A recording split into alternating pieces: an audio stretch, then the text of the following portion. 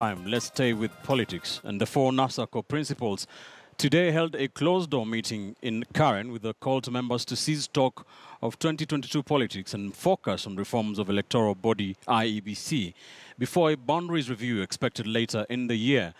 But as Murimi Mwangi now reports, this call from the NASA summit came even as a section of Odinga's allied legislators continued their attacks on his three coalition partners, including his deputy, Kalonzo Musyoka.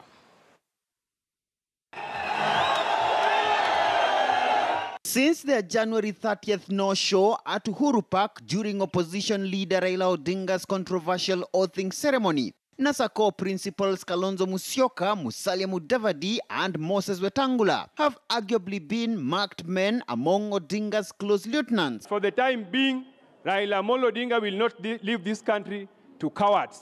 He has been preparing them for leadership. Wakati amefika pale anasema I want to be sworn in, ni pass on the baton, kuangalia nyuma wapi, kuangalia pande hii wapi.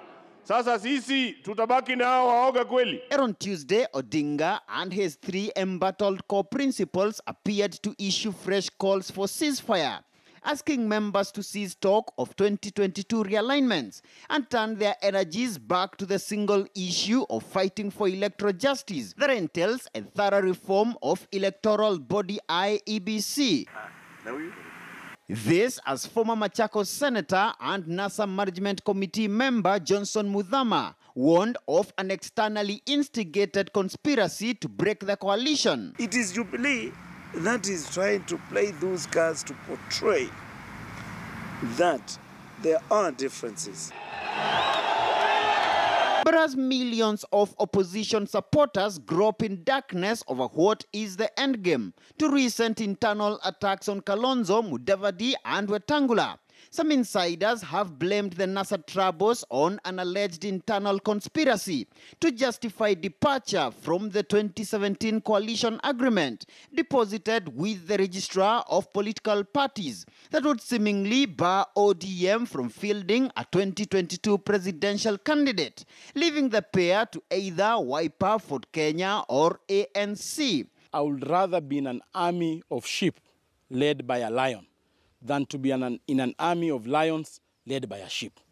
So I would only want a president who is courageous. The ultimate question that everybody is asking is whether Raila will make the ultimate sacrifice of having been supported on 2 occasions by his colleagues, whether he can make the ultimate sacrifice of supporting either of them in the 2022 election. What are we trying to achieve now by bringing it up?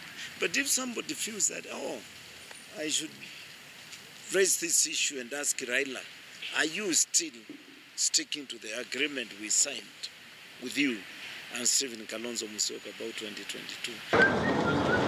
As NASA takes its electoral reform battle to Parliament, besides the tyranny of majority Jubilee Party, the coalition will also be reeling from its recent jostle for 3 Parliamentary Service Commission slots that nearly degenerated into a Wiper ODM political brawl, as some ODM young turks in Parliament rooted for a radical ODM fight back.